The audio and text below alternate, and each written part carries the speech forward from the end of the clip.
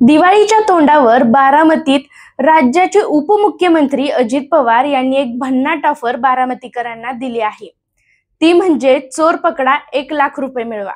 या ऑफरमुळे बारामतीतील जनतेत मिसकिल अशी चर्चा चालू आहे। बारामती शहरामध्ये मोठ्या प्रमाणावर विकास कामे होत आहेत, पण अनेक ठिकाणच्या कामावरील साहित्य चोरीला जात असल्याचे निदर्शनाला आले आहे। याला प्रशासनही वैतागले आहे।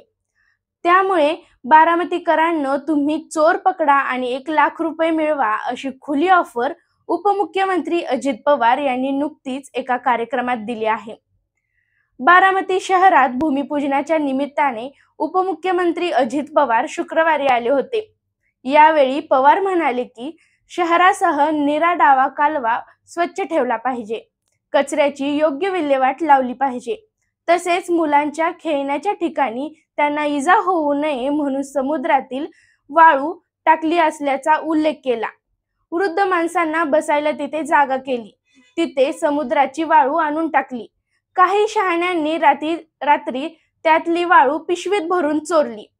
ही जित्राब माझ्या बारामतीत का आहेत, मला प्रश्न पडलाय। याचा कायमचा बंदोबस्त झाला पाहिजे अशी कठोर भूमिका उपमुख्यमंत्र्यांनी घेतली आहे।